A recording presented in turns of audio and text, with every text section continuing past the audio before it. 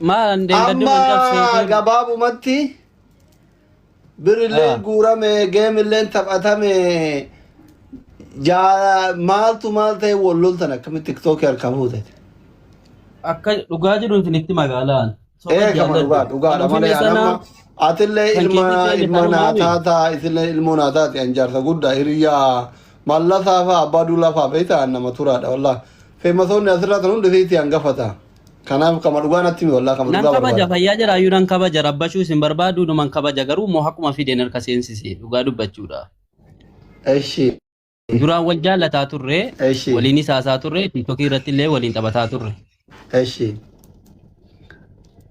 otuma waliin haasofnee waliin jirru tiktokiin jalaa gubatee jennaan tiktokii kan keessa xiqqaanaa kenni masitti amma oromoon fooloo na godhutti siin deebisaa naan jette kalas rakkoon qabu sheekan hin xiqqii kennu takkitti qabna maa dawwaltan lafti nagayaami soddaa waliin haasaa irraa taragaggaa dawwalina eshi argiteeti jecha nama kenneefi sheekatitti deebisaadha sodda bareeda eshi kenneefiin jedhe achumaan ittiin viidiyoo waraabbee laayibii baatee ijoollee bira deemtee ittiin xaxaphachuu jammarte an jaluman dhaqu gaalaa duraan immoo gidduudhaan immoo sirba dhiisiin dhiisu irratti osoo isin sirba sirbitoo tiktokiin sun gubatee jennaan wal dhiibnaan dhufte anaa laayibirra jiru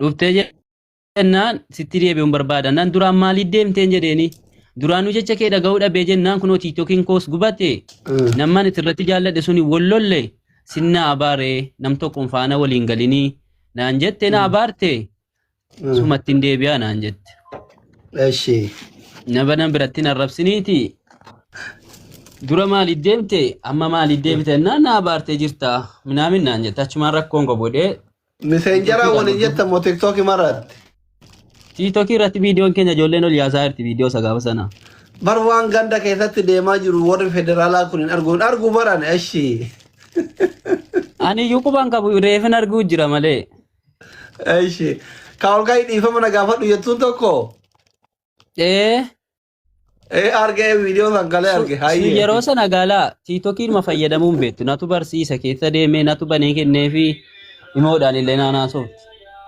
eshi Amma yeroo fudhattee jettu viidiyoo waraabuu jammartee viidiyoon sun tiiktokii kanarratti waan hanbaneef baaraalii illee ni qaba jechuudha.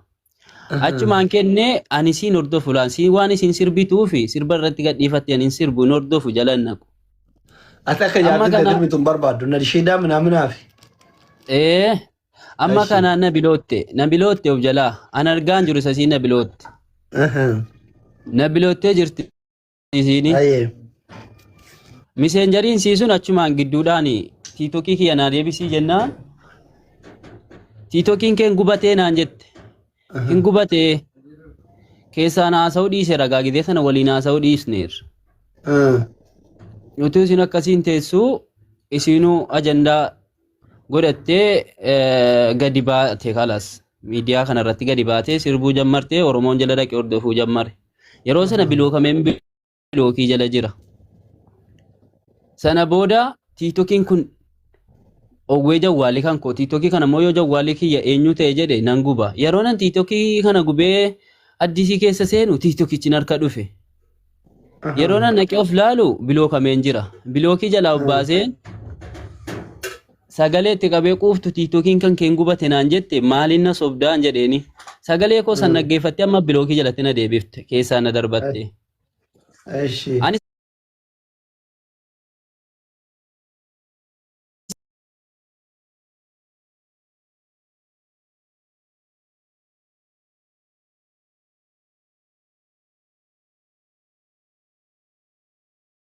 osuma ammas akkasumaan dhiisee taa'aa jiru yaalaan jira tiiktokii kanatti viidiyoolee waraabeen ture nama argee dhiisee baaraalii hin qabne manni sun yeroo sana jechuudha.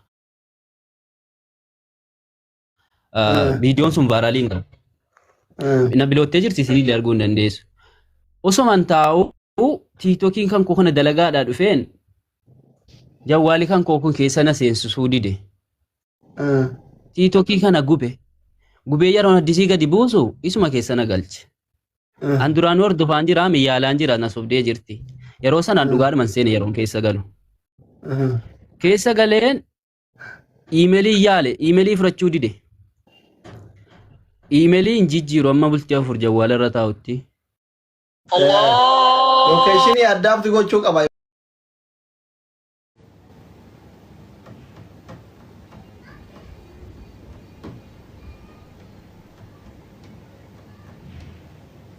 Iimeelii jijjiiruu hin danda'u.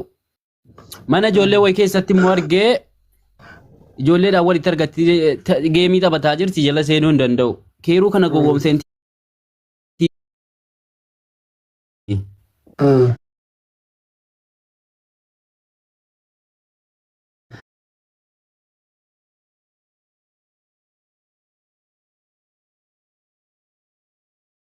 hordofuu jammare jala deemuu jammare.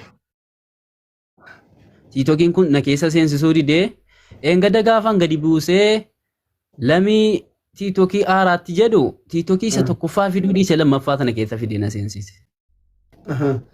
Achumaanii naqee bilookii jalaa obbaase erga ni iimeelii naa fudhachuu didee bilookii jalaa obbaaseen waan godhu dhabee gubadhee dhagalaa yeroon tiitokii sun narra ka jiru machaa hin jiraan.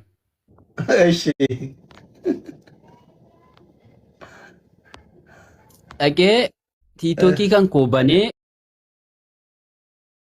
jawwaala lamaan qaba jawwaala biraa irratti banee waan kana keessaa fuuchuun qaba jedheetaan keessaa fuudhe akkasiin keessaa na baaftus immoo beekaan jira laa yeroo sana laayivii irra jirti yeroo nan keessa seenu osoo nama eenyuuti hin agarti takkattu jawwaala keessa beekuuti laayivii irra jirti yeroo sana utuman irra jiru utuman jawwaala sana keessa jiru laayivii irra buute. Leenca kana keessaa fuudheen tiitokii koo irratti bilookii jalaa baaseen tiitokii koo irratti leenca galche. Keetiin laayivii seentee isaan ofii kennite? Nam tokko na arguu hin dandeenye laayivii koo jalatti. Daqiiqaa tokko keessattiin keessaa fuudhe. Hoggaan keessaa fuudhee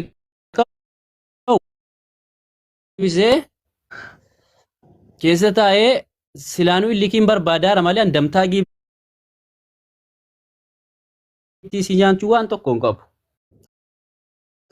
Viidiyoo waraabee wasaariquuna wasaariqaatiin jedhee viidiyoo waraabee keessa seeni akka kan kun harka seeneen jedhe namni tokko waan itti dubbachuu hin danda'u yeroo nan falmataa ture sanatti namni viidiyoo koo dhaggeeffatu hin jiru ofuma kootiif niyyaa natti kolfamee man jala deemamu hattu fattutti wal qabatte namni na gaafatu tokko hin jiru jedheetaan viidiyoo waraabe siin amma kana yaalaa jirti keessaa na baasuu hin dandeenye. Amma marraa tokko keessaa na baaftee amma yeroon tiitokii marraa 3 gubeen itti deebisee keessa na seensisee amma yeroo sadaffaa sana laayiviin seene ittiin laayivii seeneen keessaa na baasanii namoonni jajjabaan dhufanii gaa keessaa na darbatanii. Erga keessaa na darbatanii giiftiin kan koo fuudhamee jiraadha jettee maakiitti himte. Giiftii keessaa baafatee riisiitiinaa ergee 500 keessaa baafateetti. Isiini. Riisiitiinaa ergee ka'ee na bilookee maakittiin miskiina wayii natti fakkaatti. Ansoban jaalladhu. Dhugaa jirtu naa himi gurbaa sanaan wal beektu. Gurbaa gonkumaan beeku miidiyaa irratti malee. Maakiin miskiina baroman beektu yeroo sana ammas danfeen jira. Danfeen jira. Hin beeku jettee haayee. Yeroo isin hin beeku jettu tasa danfeeraan. Amma kanaan gaa meegaa sin medheeni jaallala. Sin medheeni jaallala dhee keessaa na baasanii tiitokii fudhatedhanii iyyanii achi dhaqii keessaa bahi hin baataa girgirii wal gochuu jammarani Oromooni. Oromoon jaartii keetirraa maal qaban? Girgirii gochuu jammarani. Amma gaanaa kuweenii fa'i keessaa badechuu jammarani. Ijoollee warra Ameerikaa jiru kana fidanii maallaqa keessaa bahimu